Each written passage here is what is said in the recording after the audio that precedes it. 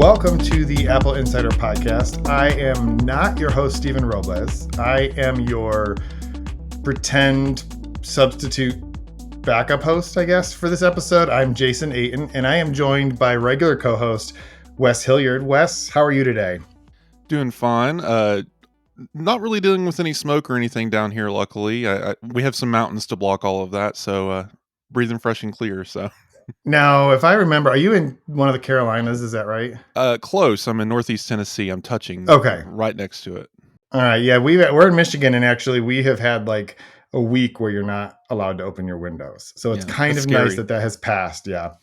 Wasn't as bad as it was on the East Coast, but it was definitely interesting. So now I know you and I have interacted a couple times, but I think this is the first time we've actually ever like met, right? At least virtually. Right. Yeah, this is the first time we've spoken online.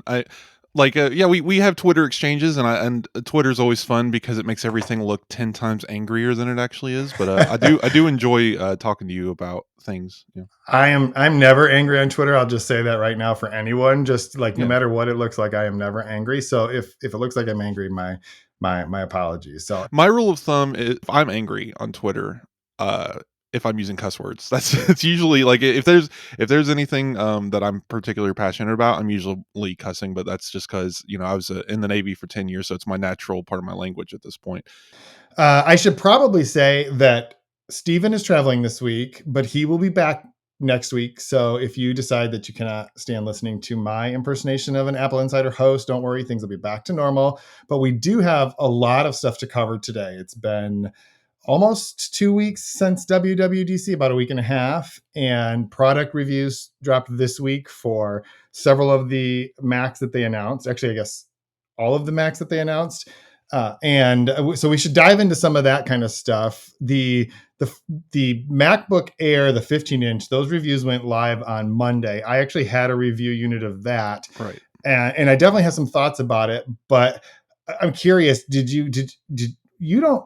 If I understand correctly, you're like an iPad guy. Is that right? Right, for the most part. I actually shifted from being iPad only to the 14-inch MacBook Pro because Apple actually made me consider it. Like they made the Mac exciting again with Apple Silicon, and the MacBook Pro hardware was just amazing when it was announced. So I actually have the M1 Pro MacBook Pro.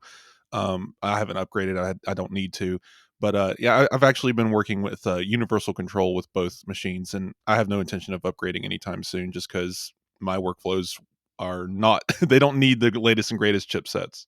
So did you say you're on the 14 or the 16-inch? The 14 MacBook Pro. 14-inch. Okay. So I did write a review of the 15-inch MacBook Air, and honestly, my biggest takeaway is that the 15-inch MacBook Air is exactly what you expect, and that's exactly what Apple needed it to be. It's basically just the 13-inch with a 15-inch display, right? It is exactly the 13-inch with a 15. I mean, literally the only differences are it has 2 more speakers, which great. That's fine. Nobody's buying a MacBook Air for the speakers. Let's just be honest, right?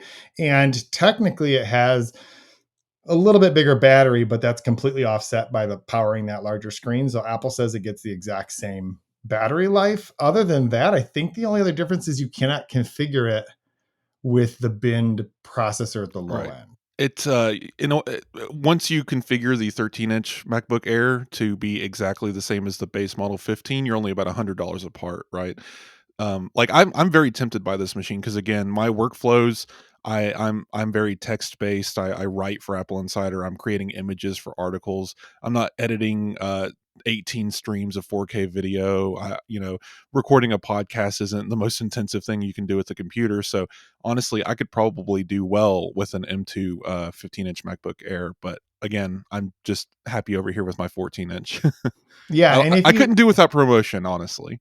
Yeah, and that's a thing that people have said, and obviously the display on the MacBook Pros is significantly better than the display on the MacBook Airs. It's one of those things that once you've experienced that, it's hard kind of to go back. I used a 14-inch M1 Pro MacBook Pro when they first came out, and I got rid of it and went to the MacBook Air. Eventually, I have an M2 13-inch MacBook Air.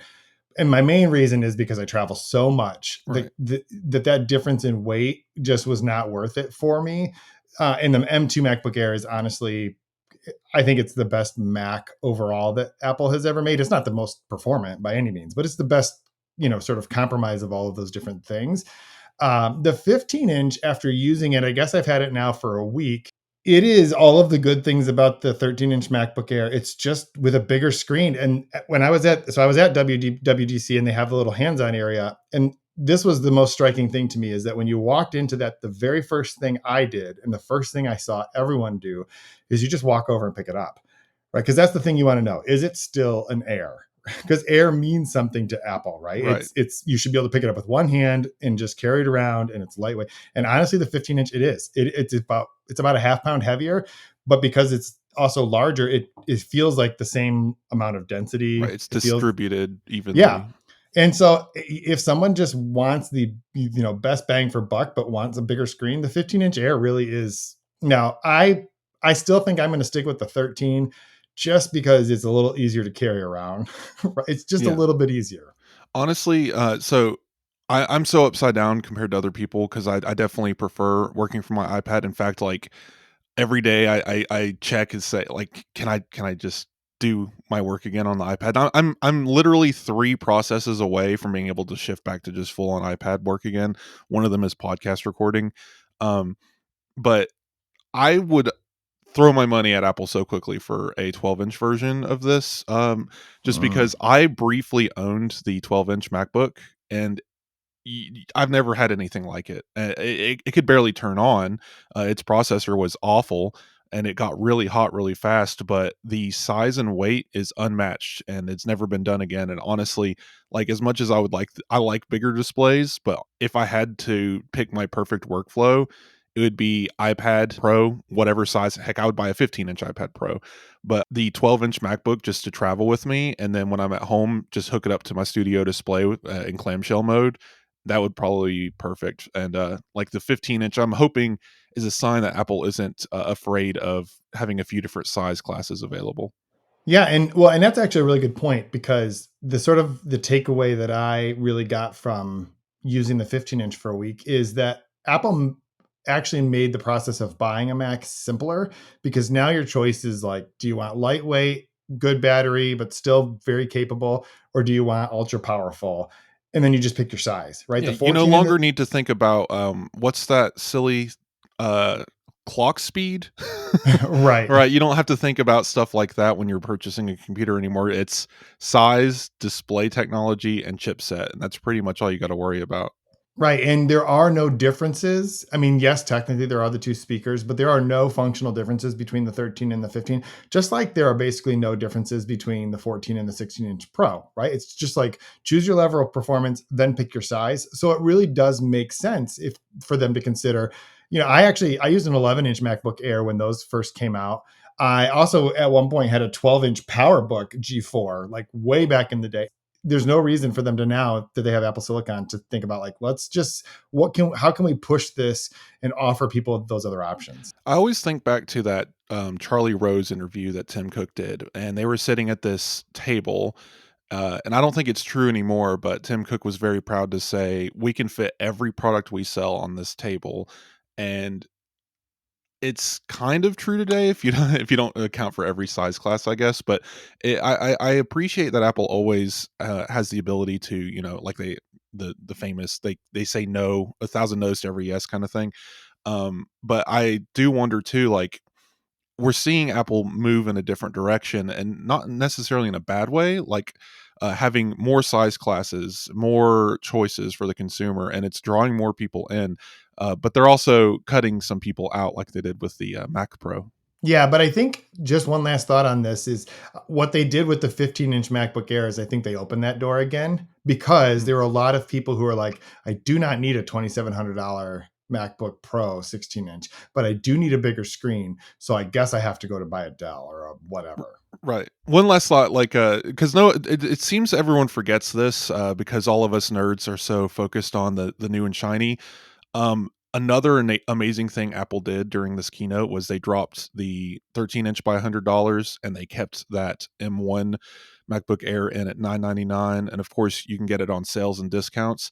That product is still an amazing option for someone like my niece who is 16 years old and is begging for a MacBook. And it's like, yeah, we can probably get you an M1 MacBook Air with all this performance and probably 10 years of lifespan for around $800 if we look hard enough.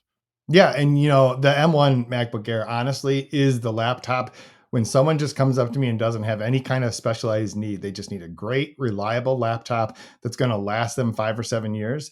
I 100% recommend the M1 MacBook Air. It is probably like overall the best value that Apple offers in a machine right now because M1 is still really good. I mean, M2 is technically better, but like not in ways that most people will notice on a regular basis.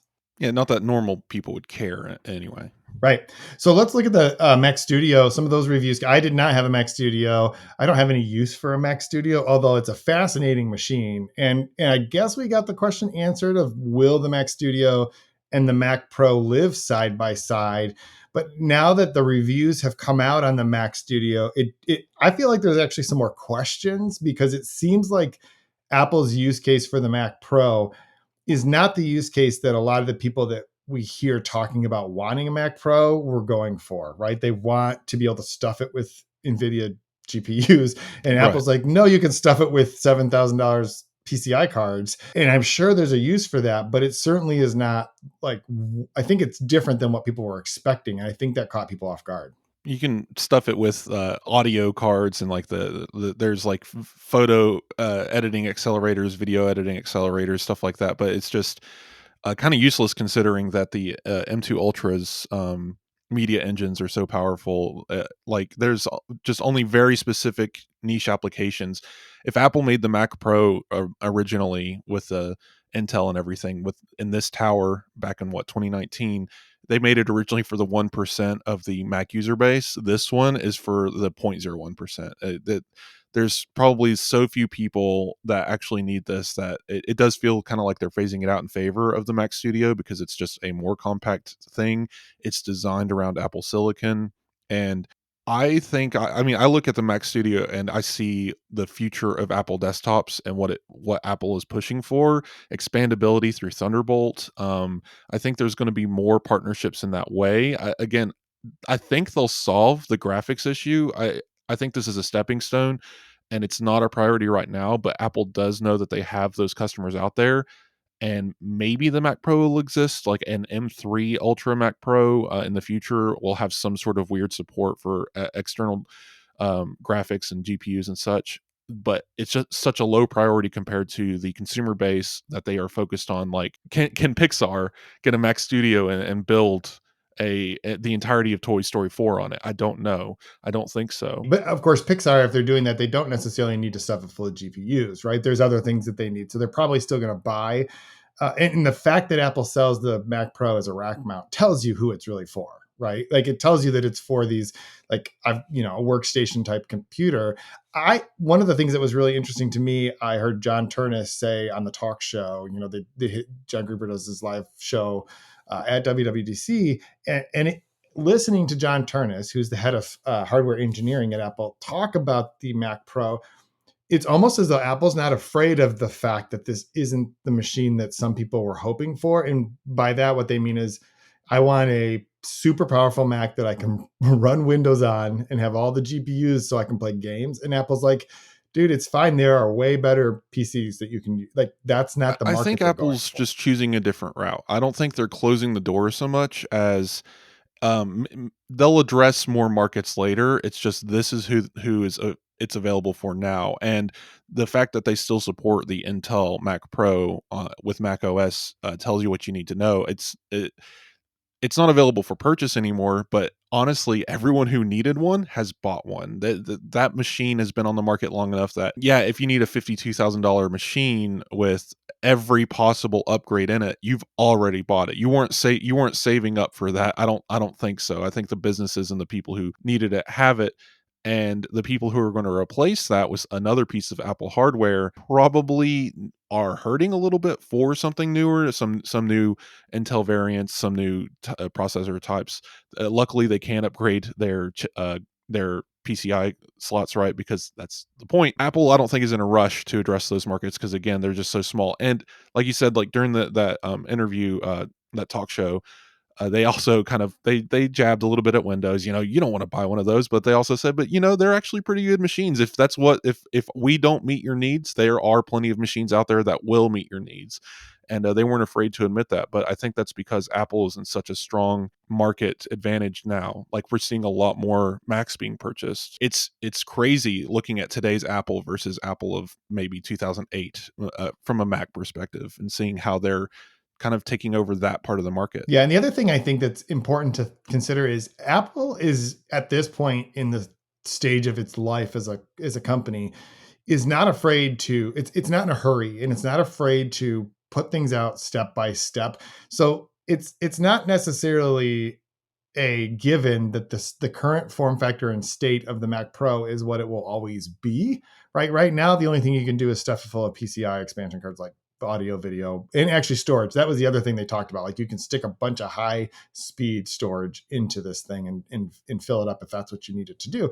But I don't know that it's necessarily true that it's always going to be that way. And the Mac Pro was late, right? I think they were expecting this machine to come out sooner. And I wonder if I mean, I don't know anything, but I wonder if it's possible that they were trying to solve for some of those other use cases and they just couldn't get it figured out, and they needed to get this thing Absolutely. out. There's 30 different Mac Pro towers sitting in Apple Park right now running like NVIDIA chipsets. Yep. Like, they're trying to figure out everything, but it's just, it's a complex issue. And the people worried about the Mac Pro, like, they look at the Mac Pro as like the pulse of Apple, and I don't really agree with that. If you look at Apple as a company and where the Mac is today versus where it was 30 years ago, I think it's important to consider that the Mac is the developer ecosystem, and Apple is building those computers so people can make apps for iPhone, because iPhone is the lifeblood of Apple. The Mac Studio is more than anything you'll ever need to develop, and of course, there's going to be more use cases.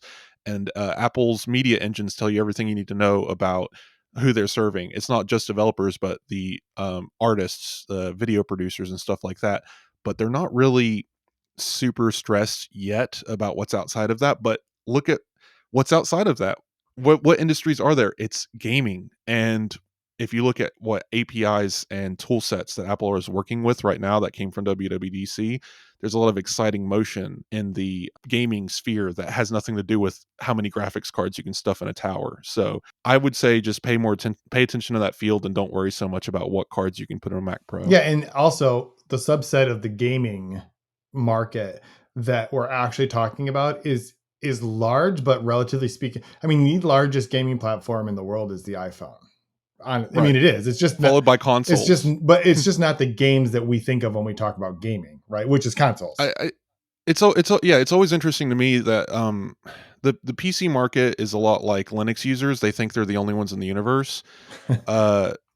PC gaming is huge. There's, it's millions of dollars. Industry YouTubers make their livings talking about this stuff.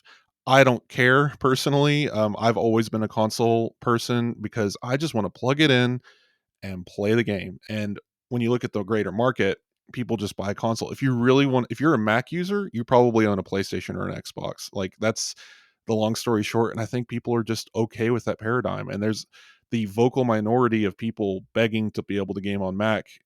Like, most of us have given up. Right. Like, it's fine. If I want to game on my Mac, I have actually a lot of small little games that I can play, like in Apple Arcade. And I know that's silly. The big boy gamers out here playing 300 hours a week of Destiny on their, PCs are laughing at me playing Last Campfire on my Mac, but that's where we are, right? I just don't think people address the greater market or look at what is actually happening, what people are actually demanding when they discuss, like, Apple's missing out on gaming. And it's like, no, they're not. Well, in gaming, honestly, it's just entertainment, right? So whatever, Right. And people tend to buy the device or the console or the platform that has the games that they want. Like, we have a Quest 2, we have a Switch. I think that might be the only two like gaming devices we have. But my boys, when they want to play a game, they just want to play Minecraft on their iPad. Like, seriously, that's all they care about. And it's Hey, I still play Minecraft on my yeah, iPad. That's an excellent they option. they Yeah, love doing like that. I mean, could we buy a Windows PC that might be better at Minecraft? Maybe, but like they're happy, they just want to play it on their iPad. One of our girls plays Roblox on her phone. Like it, I'm not spending money on a PS5 at this point because the kids don't care about any of the games right now, and I shouldn't show them any of the games because I might regret that later. right. But yeah, they The don't need games on the Mac at this point. the larger gaming industry is piping a lot of well, they've been doing this since I could think and read, but they've been piping in pixels and resolution and all this, and but then like honestly, I can turn on Mario from the Super Nintendo and have as much fun as I can playing the most beautiful game on PS5. Now, they're different experiences, but again, I think that's where Apple thrives. The iPhone experiences, the gaming experiences on iPad and even Apple TV are enough. I was a huge fan of SpongeBob Battle for Bikini Bottom on PS2 back in the day. It is now on my Apple TV, right? And I can just connect a game controller. And it's like, yeah, this silly game from, uh, gosh, 23 years ago is just running up here. And Apple, I think, is missing an opportunity to push for more. They should have all the Final Fantasies on Apple TV. They should have all the Grand Theft Autos. Apple could do more. They need an evangelist to go to these studios and say, "Hey, look, I actually talked to Microsoft because they pulled the Minecraft game from Apple TV and said, and I was like, why is this gone? I want the Bedrock edition on Apple TV." And they said there's just not a big enough addressable market. But that was in 2016. I wonder if that would be the same as today. They're putting Minecraft on everything. Like I think you can play it on some Samsung refrigerators. So I don't see why it's not on Apple TV. Yeah, that's true. That's a good point. So, and you talked about Apple doing more about gaming. I mean, they did release some tools to help Windows developers port their games directly to the Mac. I think it will be interesting to see because right now, what they're essentially saying is, and they made a big deal during the keynote of Death Stranding, which is a game that pretty much anybody who wanted to play has probably played a couple of years ago, right? But it's just now going to come to the Mac. They're going to have to get out in front of it in order to like encourage these developers to release them on a Mac when they're coming out on a PC, not 4 or 5 years later, because you're not encouraging people to game on the Mac if they've already bought something else to play the games that they want to play. Metal 3 and those systems like that enables Death Stranding and No Man's Sky and Stray, these games, these big titles coming from the consoles to the Mac. Like Metal 3 is great, and I kind of understand because I before I was ever in tech, I was into gaming, so I was definitely in the gaming field. So a lot of the stuff that they're talking about makes sense to me. I can wrap my head around it. But what's more interesting, I think, and where we should be watching is this. I don't know the name of the toolkit, but there's this toolkit that everyone's been talking about there that can basically run games from Windows through Rosetta and allow developers to basically test what would my game run like if it was ported to Mac. But that's not what people are using it for. They're basically hacking together emulated versions of PC games through Steam on the Mac, and someone got Cyberpunk 2077 that couldn't even run on the PS4 because it was kind of broken, but it was also just so intensive. They got it running on a Mac at a low frame rate, but on ultra settings. And if you put it on regular, normal settings, not so high, it would probably run smoothly, above 30 frames or even closer to like 50. That's impressive to me. And the fact that Apple Silicon's like neural engines and processing and all of that is able to basically transcode that game built for Windows, not even optimized in any way for Mac, but translate it into a Mac local process and still run. That I think is a sign of where we may be going. Maybe not so many ports, but maybe convincing Steam that it will be okay to have more games running through emulation layers or translation layers on the Mac. And I think that might be a breakthrough for Apple. This episode is brought to you by ZocDoc. Guys, I love ZocDoc. I've used it so many times now. It is a free app you can just download on your iPhone and find doctors that are near you and take your insurance. Maybe you've been stewing about a health problem you think you have and you've resorted to texting some group friends or even worse, maybe searching online for what it might be, and there's never good news there. Well, don't do that. Actually, go to a doctor, get it checked out, and the way you find that doctor is ZocDoc. It's the only free app that lets you find and book doctors who are patient reviewed, take your insurance, and are available when you need them, and treat almost every condition under the sun. When we moved about a year ago and I needed to find a new primary care doctor, I opened the ZocDoc app, I scanned my insurance card so then ZocDoc knows my exact insurance provider and plan, and then I was able to pull up all the doctors near me. You can pull up specialists, general practitioners, and you can see those patient reviews right there, and then book an appointment right in the app, which is great because I don't want to call an office, sit through a phone tree, make an appointment that way. I do it all right there in the ZocDoc app, and they even have virtual appointments that you can just do via telehealth. I made appointments for myself, for my kids when they've been sick. I can't recommend it enough. You have got to try ZocDoc today. So go to ZocDoc.com/AppleInsider and download the ZocDoc app for free. Then find and book a top-rated doctor today. Many are available within 24 hours. That's ZocDoc.com/AppleInsider.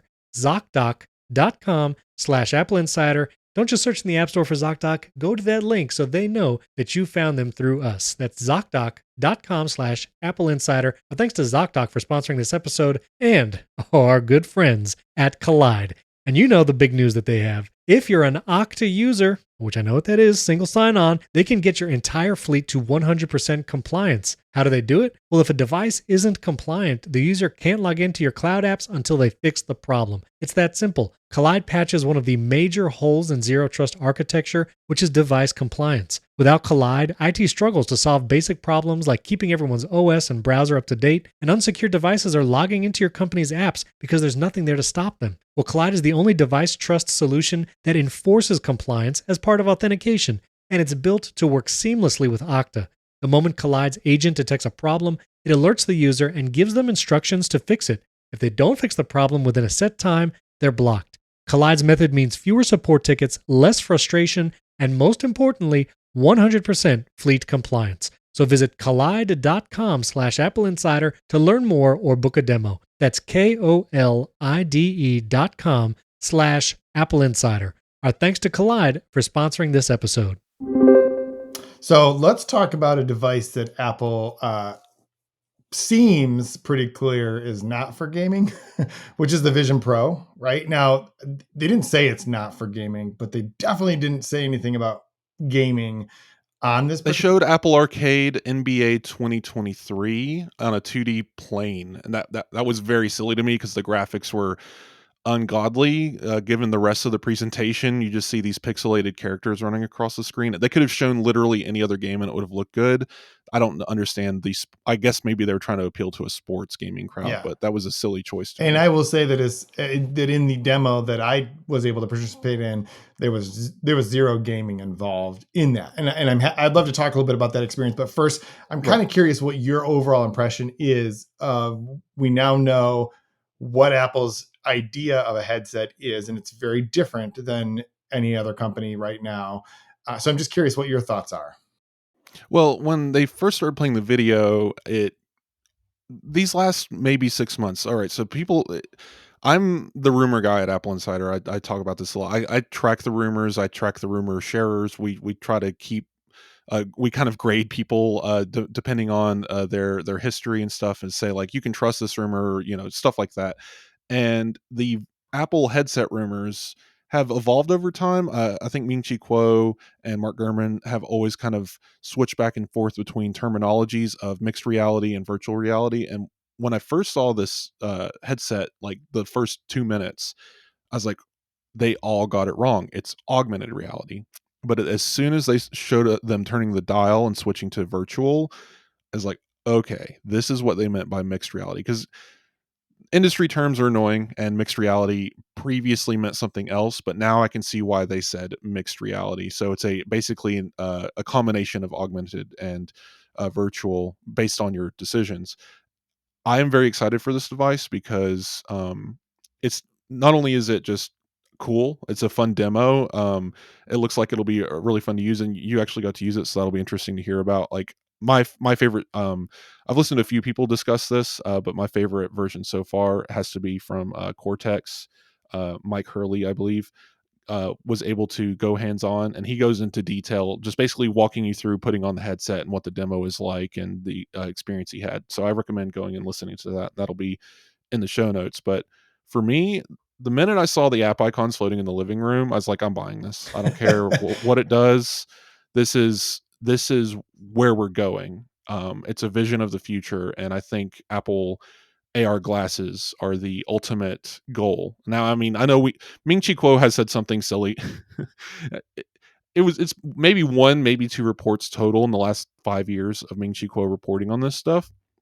He mentioned one time contacts by 2030. That's absolute nonsense, but I'm looking forward to the glasses experience. I think the augmented reality version of this that is free from a tethered battery that doesn't look like ski goggles on your face is where we're going, and that might be by 2030. But honestly, if I can just have a taste of that now, I'm willing to spend the $3,500. Yeah, and the thing that stuck out to me is there were so many questions like, how will Apple do this? How, and it's a lot like multi-touch was on the iPhone. I remember the first time I picked up an iPhone in November of 2007. I got one a couple months after they came out. And at the time, for my job, I had a BlackBerry, I had Palm, I had all those smartphones, I had lots of dumb phones. And they had figured out things on the iPhone that we just take for granted now, but that were really transformative at the time and kind of blew your mind. And you can tell that they put so much thought and effort into especially the interface. The technology it's kind of unreal. It is hard to imagine how they managed to do this so well compared to anyone else who has tried. Of course, that partially explains the $3,500 price tag on this thing. But when you put it out, like, how you can give your grandma an iPad and she knows what to do with it, right? Because it's just intuitive. It's like, what do you want to do? Right. You just touch it, right? On the thing about the Vision Pro is, what do you want to do? You just look at it and then you just pinch your fingers. And the fact that Apple, like, that is a concept is brilliant. But the fact that they were able to get the technology to make that reliable, I mean, when you put it on for the very first time, it's as if you're just looking at the same room you're already in, because the video pass through is that good. That's great. And My then understanding is Apple can only show so much in a video, especially of a 3D space. And people wearing a headset, they want the headset in the video, so we're not actually seeing through the glasses most of the time in their demo. I recommend everyone go back and watch it for the probably 20th time, but go pay attention to how they're presenting it. These are still screens in front of your eyes, very close to your eyes, so close in fact that you can't even wear glasses, whereas most other headsets have spacers that allow you to wear glasses. These ones actually require you to buy contact glass that magnetically attaches to the headset, which is interesting. When you're looking through these screens, they're still screens, they're still pixels individually lit up to display a video being fed to it from the external to the headset. So I would have to assume that there is some level of this is a video, but yeah, I can see how maybe your brain is tricked into, because it's 3D especially, your brain is tricked into saying, "Oh, I'm not even wearing a headset," right? Like, but can you tell at all? Like, were you able to notice it's a video feed? So there's actually two things there. You can definitely tell you're wearing a headset because it's actually pretty heavy. Unlike some headsets that have come out, like the Quest 2 is not lightweight, but it feels quite a bit lighter than this did. This is like the AirPod Max of headsets. It's dense and it's heavy. It's what you would expect. It's not plastic. It's, aluminum and laminated glass and all that stuff. But from a video perspective, I will say that the effect is so good that it's not like looking at screens showing you video from the outside world. It's like you're looking through maybe a slightly tinted pair of ski goggles that, so you can tell that you're looking at, like, it's not quite as, actually the biggest difference was that maybe it felt like there was a slight tint to the coloring of the video that you're watching, but you can't see any pixels. I mean, they nailed that, and they nailed the focal length of the outward facing camera so that they exactly match the field of view of your eyes when you're not wearing the headset. And honestly, if you think about it, that is by far the most important piece of this effect, right? What the Right. cameras see and show you on a screen have to be exactly the same as what your eyes would see. Yeah. So what's interesting to me in I actually really cared about a lot of this stuff. So back when 3D TVs were coming along and 4K, it was all kind of happening at the same time. I actually studied a lot about how eyes work and why they made the decisions they made, and why TVs need to be 4K, resolution wise. And there's this calculation that you have to do: the distance from the screen versus how many pixels there are gives you basically a pixel density that is necessary to become what Apple calls retina. So the pixels are no longer distinguishable to the naked eye. And I think Apple has to appeal to the greater audience when they're making this video, but it's annoying that we're still stuck with resolution. They have to say it's like greater than 4K per eye. That's not really a good way to describe it. The pixel density, I think, is more important here, and they were able to fit 64 pixels per pixel of a what you would call on what's on the iPhone, right? And so hold your iPhone as close to your face as possible, and you can make out maybe the faintest lines of pixels on the screen.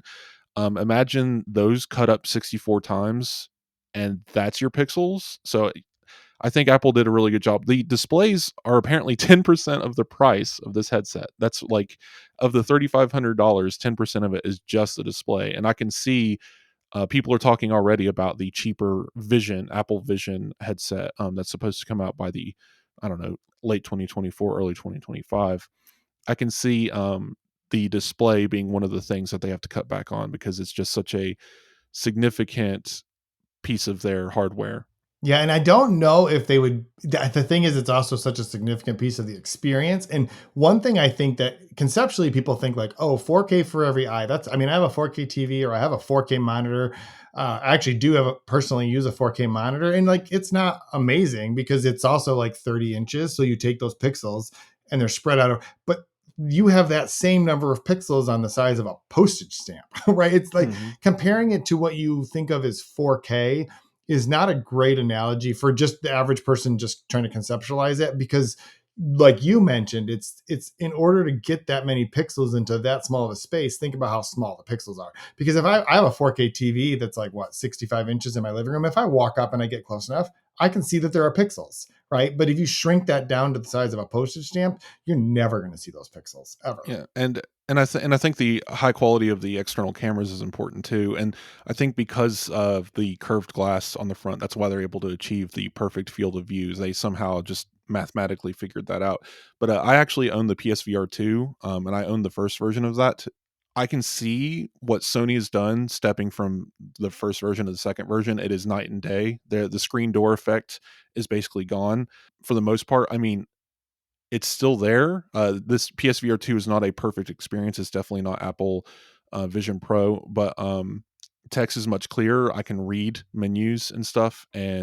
But if I shift my head even a little bit, everything becomes blurry. And I think that's not true of the Apple Vision Pro, right? Yeah, no, that's correct. It's not, although they do use, what do they call it, the foveated rendering.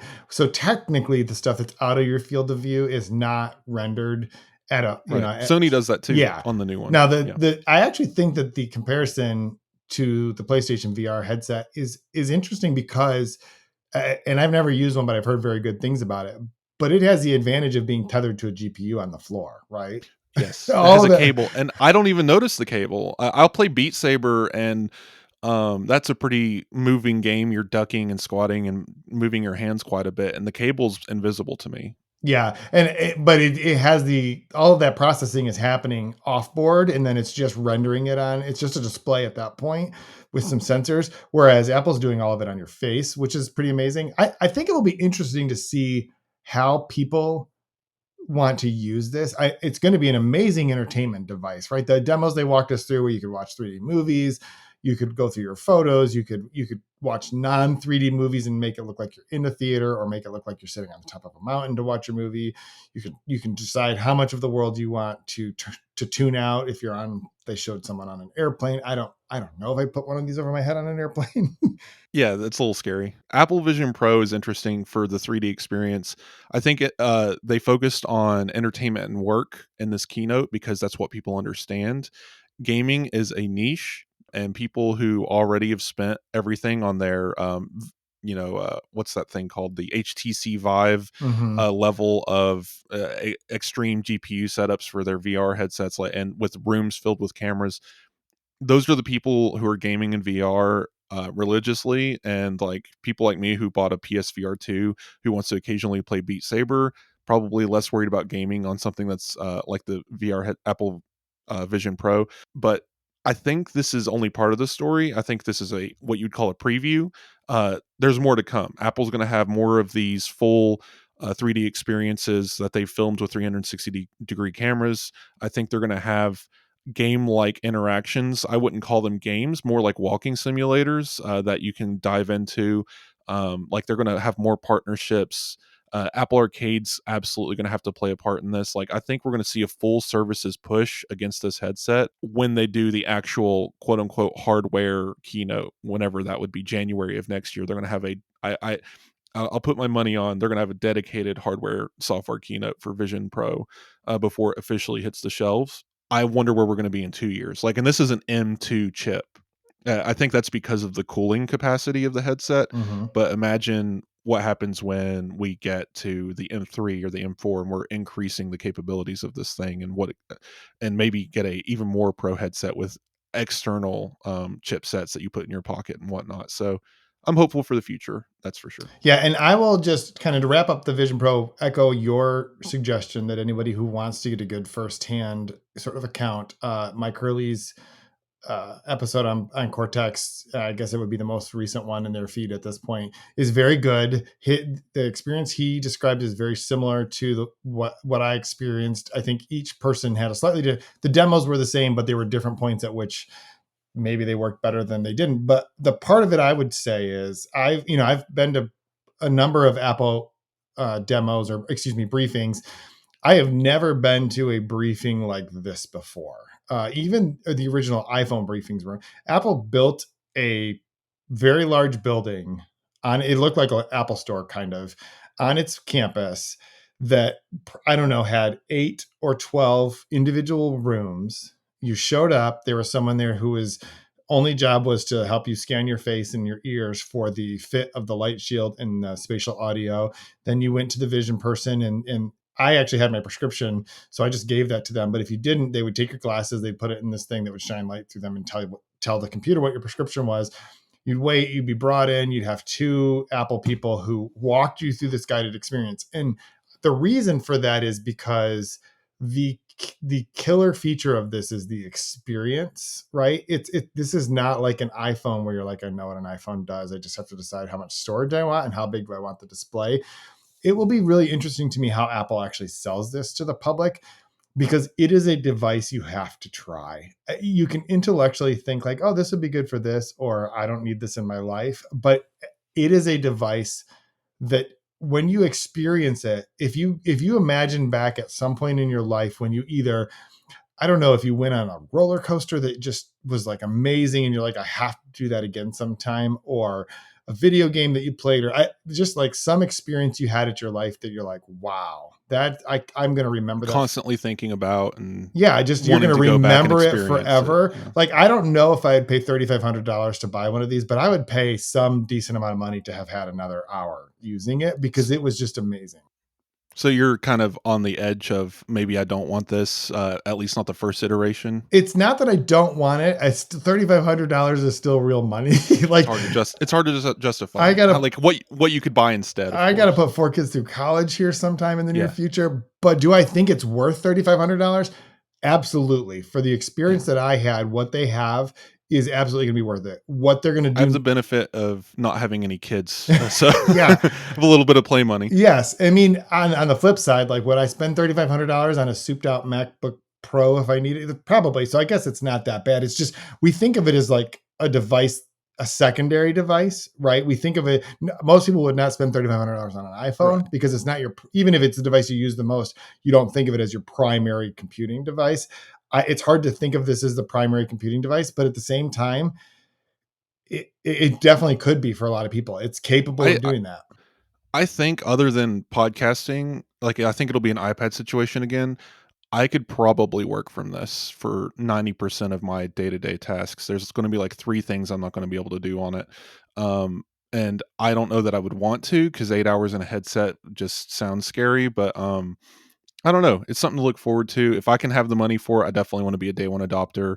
But before we move on, I just wanted to, like, is there anything else you want to say? I know, like, you got to experience firsthand, so I could spend 2 hours talking to you about that, but Yeah, I mean, I think the most interesting thing to me, I can't reiterate enough how like the eye tracking thing is the most, I don't know how to explain it other than that it's like magic. Like it is the epitome of, we always talk about Apple and say, people love Apple because it just works, right? It just right. whether that's like I can copy something on one device and paste it on another one, I don't have to think about it, it just works. Like it's that times infinity because you just look at things and you can look at like the small little circle with an X in it to close out an app window, and it pinpoints exactly what you're looking at, and then you just make a simple gesture.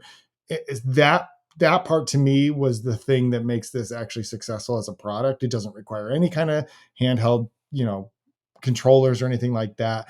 And I will just, I guess I'll just go back to, I don't know if Apple has fully told the story for why people will need this, but I feel like it's definitely telling a story for why people will use it differently than they use anything else that's on the market. You talked Mm. about an event in January. Like I don't know anything. This is purely off the top of my own head, but like I would not be surprised if we see this released on January 24th of next year, which would be the 40th anniversary of the original Mac. I feel Of like course. this is a big enough product that Apple would use that as a statement that they'd want to This make. is this is Tim Cook's legacy. I mean, everyone wants to talk about Tim Cook doesn't have a product. Well, he has like 5 products under him, but that's not important. I think that this is the one that people are going to point to and say, this is what Tim Cook did for Apple. Of course, yeah, he's like multiplied Apple's value by 10x, and that, like, there's a million things that he's done as a CEO, but for whatever reason, Wall Street's just not happy with any of that, but they're always looking for the thing. And I think this is going to be at least the beginning of a thing. We're going to look back at this keynote in 10 years like we have the iPhone, almost 20 years ago, and say, this is the singularity, this is the divergent point of computing, personal computing. Again, it was brought about by Tim Cook's Apple, just like we say Steve Jobs' Apple back then. So I do wonder. So you say like they built a whole zone for this, for Yeah, testing so the they headset? called it the Field House, and it was just large.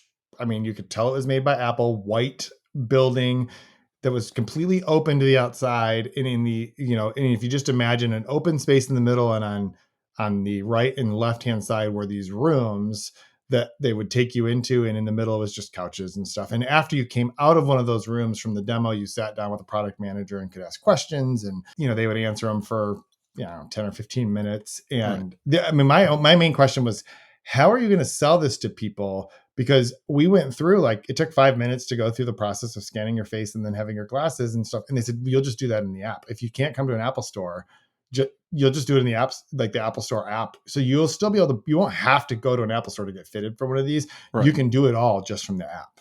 And it'll scan your That's cool. face and scan your ears, and you'll do all that and you'll submit it. And if you need the glasses, you'll order those from Zeiss, and they'll just work. Well, the telltale sign that we have for physical Apple retail is they rebuilt the Tyson's Corner. Well, they moved it into a larger area, but it's a new venue. And one of the things that they added that was unique to that location, I think will eventually come to every mall location with the space for it, is they added a new avenue, is what they call them, but it's a basically a big room. Right now it's an Apple Watch try-on experience, but it's a large room with a table in the center, and I think that's absolutely going to be for the Vision Pro. They didn't build that for the Apple Watch. It was just a placeholder, and I think that's where you're going to go, try it on, walk around the room, and interact with this thing before, and get sized for all the parts before purchasing it. And I think, I mean, it won't be at every Apple store, but it's going to be at some of the major ones, I would expect. And I think that's how they handle it. But just thinking about the future of Apple, I think, I don't know, Apple Car is going to be interesting. Are they going to build a racetrack in the middle of Apple Park? You're going to have to drive around the center. I don't know, but Well, I mean, the difference is people have driven a car before. sure. So like it'll be a different experience, but it's not an experience that people haven't had before. I think that Yeah. that's I what mentioned we I mentioned last time I was on the podcast before WWDC, like with VR headsets, you can't describe it to people. You just have to try it on. Like if you've never ever once in your life put on a VR headset that's halfway decent, the fact that you're in a 3D space completely isolated from the world and controlling things with a controller in your hands, you can't understand how interesting and different that is until you've done it. So I recommend just go find one of these things and try it on. Yes. So okay, let's rate. I want to rate the the Vision Pro, and I want to think about where we think it fits in terms of how big of a product it will be when you think about Apple's other products. So if like, will it be on the scale of the HomePod or of the Watch or the iPad? It's not going to be on the scale of the iPhone. Like that's just not. There's just no way that will be the No, case. nothing But can reach that personally, yet. I think it will be bigger than the Mac Pro. I think it will probably be bigger than the Mac Studio. It will not be as big as the iPhone or like the MacBook Air. This is the AirPods Max of the VR space. It is The that, I believe that's true, but I think it will be a bigger product overall for Apple than AirPods Max. AirPods Max. Yeah, I think it's more like maybe the iPad Pro. I think that makes sense. If I had to put a sales figure on it, like who's going to the store to buy one, it's probably going to be the kind of people who would buy a Mac Studio, right? It's going to be in that range of people. And I mean, Apple doesn't reveal anything anymore, but Mac Studio being high end, I think it starts at $2,000, just like the MacBook Pro.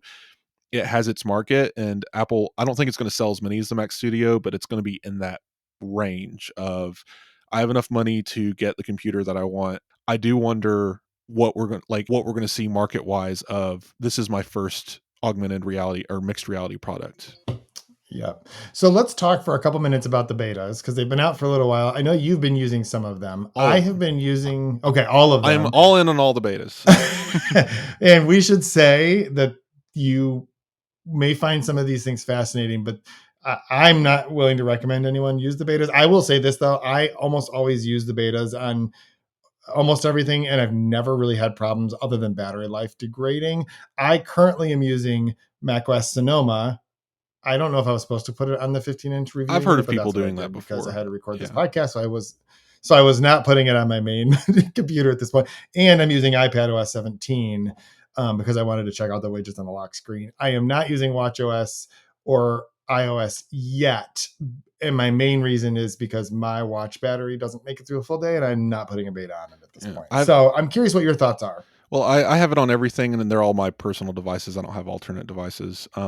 Just because I've always done that, and it's again, like if you ever decide to do this, because we can say all day long don't do this, but if you're a nerd and want to do this, you're probably going to do it. I would stress that the thing that it's not like it used to be where you might expect a catastrophic failure and all your iCloud files are gone or something. It's more like your quality of life is decreased when you're on the betas. I have a bedroom light that's Nanoleaf. It's one of their newer ones that goes through. It's a Bluetooth radio that can switch to Thread rather than their previous models, which were Wi-Fi. That no longer works in HomeKit because I'm on the betas. It's a bug that's recurring that was fixed in iOS 16. It's returned in iOS 17 until they get that patch through. So you're always at an off step, even on iOS 16 updates that have bug fixes, that their teams are separate. So you might not get the same bug fix in iOS 17 beta 3 that someone just got in iOS 16.6, right? So think of it that way. Your battery lives are going to decrease. There's going to be issues, but for the most part, for me, I haven't run into anything too crazy. Widgets are kind of broken on iPhone and iPad. Some apps just don't want to load at all. Well, and that's actually a good point. The biggest quality of life degradation that you experience is that the apps that you're running have not yet been updated. So the new features, for example, anything that changed in widgets will not exist in any of your apps because those apps that you're running in the store, unless you have a test flight for a beta, that's different. But the apps that are only for iOS 16 at this point, right? So there are going to be some weird cases. So what are your favorite features having used the betas just kind of across the board? Some of the things that you're like, this is really cool that they finally did this. Well, so it's weird. I'm stuck in one of those situations where I've only had it for a week, but I've already forgotten what's come out. But I've been testing a few things. I really like that FaceTime's on the Apple TV, as weird as that sounds. We set it up. It didn't work because I think everyone has to be on the same operating system for whatever reason. But we set it up, and the continuity camera connected to Apple TV, it just zoomed. We were in the couch across the room. it just zoomed in on us and cropped in our upper bodies, and it was perfect. It was brightly lit and displayed on the TV. And I expect this is going to be a fun way to have like family calls in the future. I like that there's a lot more continuity stuff. Perhaps my favorite thing, and listeners of the show is probably going to know this, everything to do with contacts and social updates.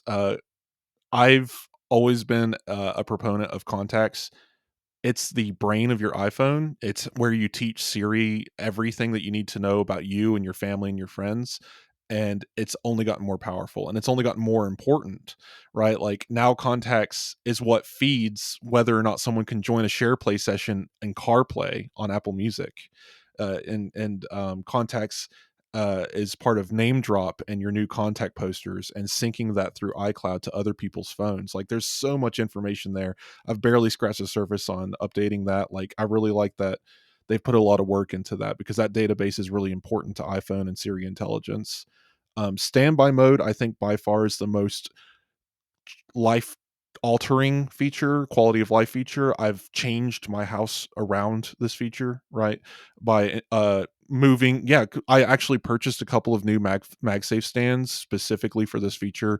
I now have the Nomad base one stand for my desk. I've got a new mount for my living room table. I've moved a new nightstand charger to my bed, and now I have standby everywhere I can possibly have it because that feature is so great. And I love that it switches based on which charger you're using. That by far is the most obvious and most in your face feature, I think, out of everything. On the Mac, I will say that the two things I really like, one of them is super useful. The other one is purely like just one of those joy and delight type things. On the Mac, I actually really like the add to dock feature in Safari for two reasons. One, so this is a feature now where you can basically create a web app out of a website and just have it sit in your dock and launch it without having to launch Safari first.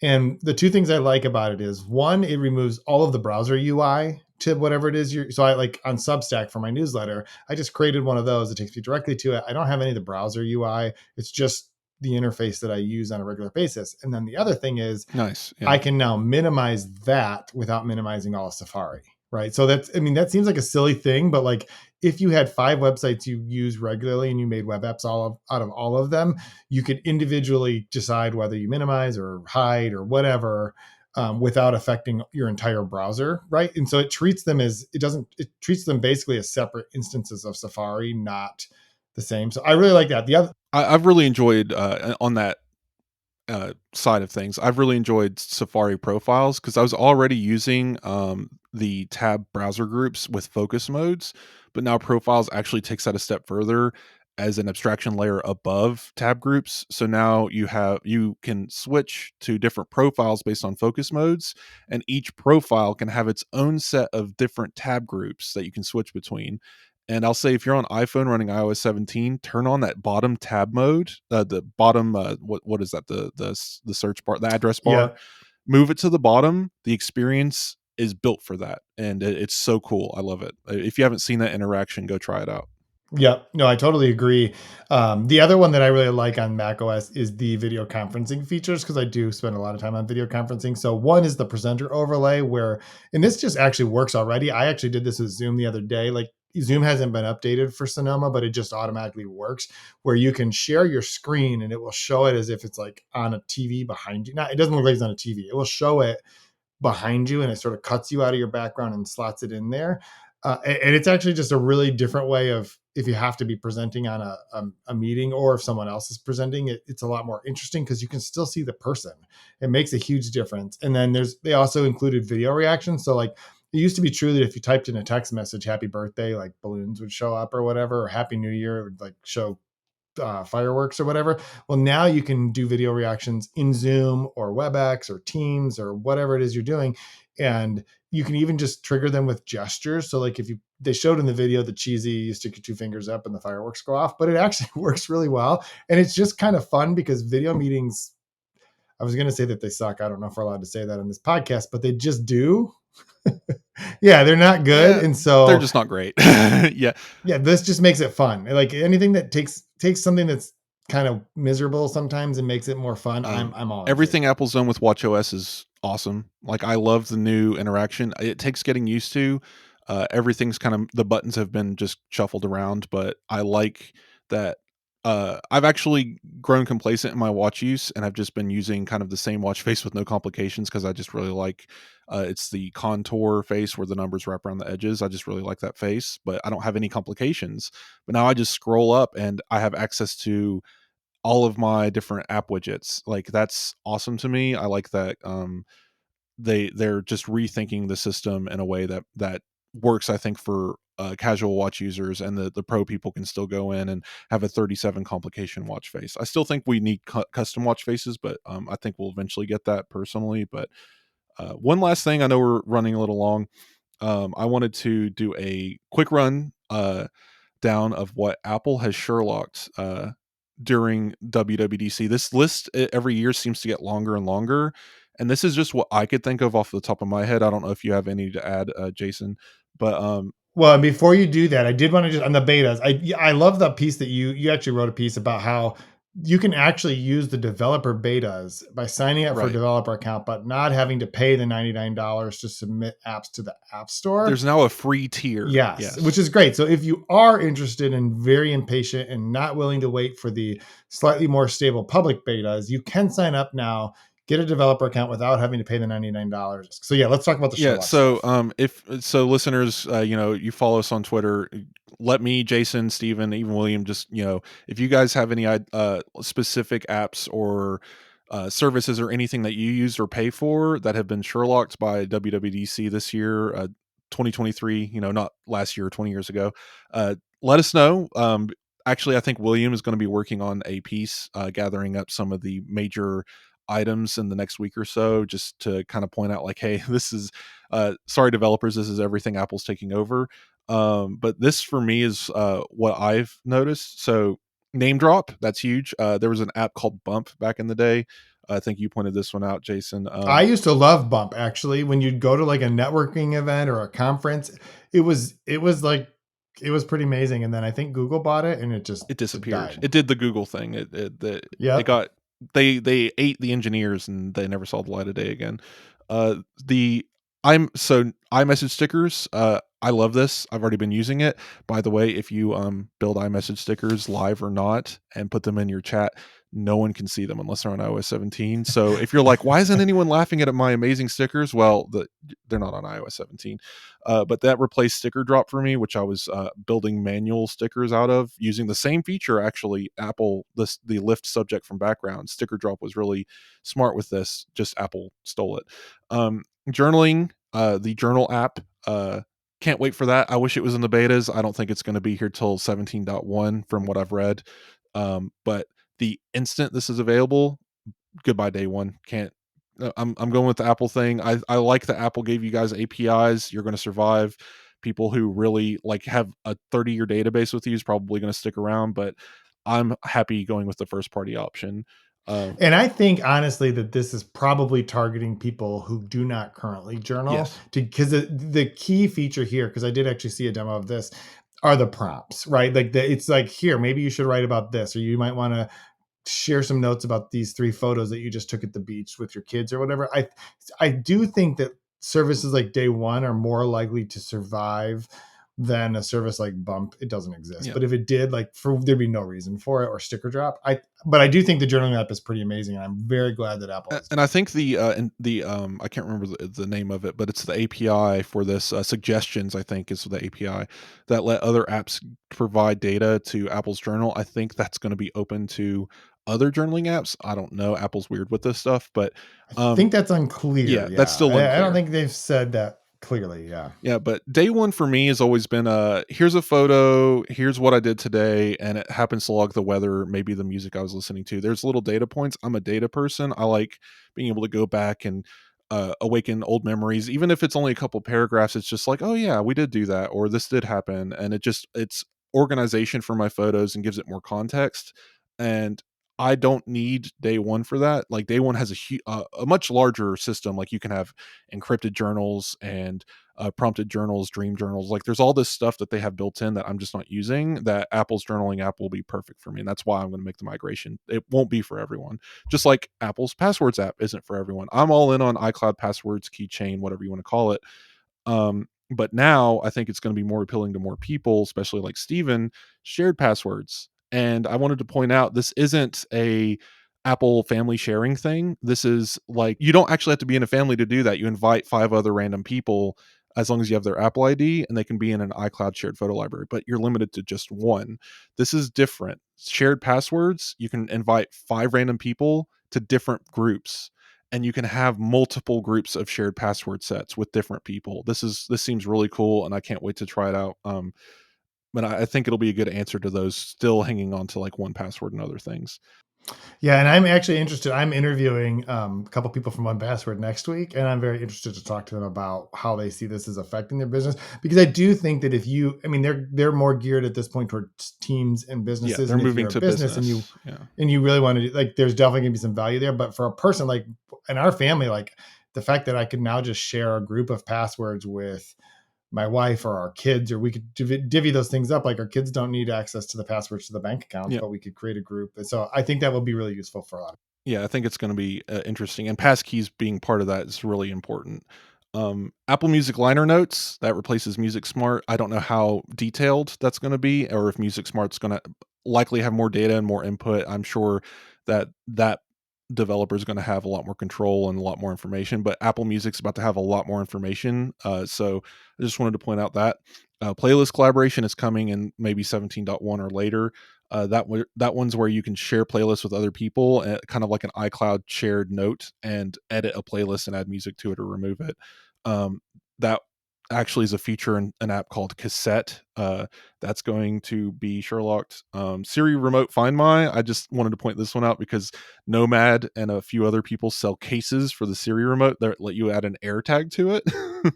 That's Yep. still going to be more accurate because it's using the U1 chip. The Find My integration for the Siri remote is Bluetooth based, so it's going to get you within like 10 feet of it, which I don't know how useful that's going to be. Um, Apple Maps trail data is going to replace trail apps. I don't know how detailed this is going to be. Again, I think all trails and these other things are going to have better information, more updated information, but now you probably don't need a separate app for that if you're just a casual trail goer looking for parks in your area. PDFs and notes. My goodness, you're a blogger, right? So you've probably been pitched a lot of these PDF guys, right? They've been really heavy on the ad push lately, even at AppleInsider, and this I think is going to hurt a lot for these PDF Yeah, people. and it's just going to be great to have some of that built-in functionality for either annotating or editing a PDF or filling out. I mean, yesterday I was filling out soccer forms, right? And you just, it's, I think that this is one of those quality of life improvements that people who are not like you and I that have our kind of finger on the pulse of like all of the different things that are available, it'll just work for them and they can just have Yeah. it in notes. Take a photo of a Yeah. document and fill it out in place and send it in an email, Yep. all in one workflow. Absolutely. Handheld too. Like Apple does the work for you. If you get a PDF and an email, they have the send back to recipient or sender at the top corner. Like I think that's just really smart. Mood tracking. I've actually been using this. No one's really talking about it. I've seen a couple of people dismiss this as juvenile. I think it's if you've ever dealt with depression or anxiety or any mental health things, mood tracking is actually really useful because you can get a greater scope of your mood over time. Is it improving? Is it decreasing? And you can do this once a day or multiple times a day. And honestly, I think this feeds into the journaling app, and I think it'll all tie together. But right now, you can actually do it in Apple Health and iOS 17. And you basically just pick a mood, say like, and it gives you like a little category set of why are you feeling this way, family, money, whatever, and then you can write like a 20-word description of why you feel this way and then hit save, and that's it. And then that just creates a chart in Apple Health and you can follow that along. That's useful if it's useful for you. If not, you can ignore it. But I think that one's interesting. There are hundreds of mood tracking apps on iOS. So this being built in again to the health app, I think is important. It's interesting. And you have those like mental health surveys and depression surveys that built into the app as well. I think that'll be cool and useful for your doctor if that's the kind of doctor you're seeing. And a couple of things I wanted to point out. These aren't really Sherlock's, but they're just cool little features I needed people to know about. Naming pets in photos. I'm so excited by this. I've already went through and named every pet I could find in my Photos app. I was previously using there's like a description field. I was using that to name the pets in the photos, and now you can just do it through the face recognition software, and I think that's really smart. It's really good too, unless the breed is really close. Like I have this little mutt that's a yellow, what you could call a poodle, terrier, Chihuahua Yorkie mix. Like it's a mess, but it and its mother are basically identical, and it can't figure them apart. Other than that, like as long as their markings are slightly different, it has them all categorized already for you. And last thing, this is so funny. Like my mom's gonna love this. I don't know why they're doing this, but Apple News Plus now has a daily crossword. It's not daily yet in the beta. They're just throwing one in randomly. I think they're testing the feature, but it will be daily once once iOS 17 is released. And that's just kind of cool to me that you just have a little daily crossword in there. Yeah. The one I want to just circle back to really quickly is the Siri remote Find My. Here's the thing. It's silly that they don't have the U1 chip in there for the purposes of real Find My. You mentioned they're going to use Bluetooth, which will get you within 10 feet or so. But here's the thing. My Apple TV remote never leaves my living room. It's just that there are 1,000 places in my living room that it can get stuck because it's very small. I don't even care if they put a U1 chip in there. Just put the little tiny speaker that's in the AirTag. You know that they could do this because they put a speaker in the AirTag. Just give me the speaker, because all I need to do is have my phone say, make it make noise, and then I can figure out which of the 10 seat cushions it got, The killer feature of the Apple Vision Pro, you put it on and it tells you where the Siri remote Okay, I would is. spend $3,500 for that. All right, Wes, thanks so much for letting me fill in for Steven. Thanks to all of you who are listening to us today. Steven will be back next week. Thank you to this week's sponsors. And we will, I won't actually be here, but the Apple Insider podcast will be back. Steven will be back next week. Thank you so much. The Apple Insider podcast will return. I don't think we were that terrible that we scared everyone off. So thank you so much. Right.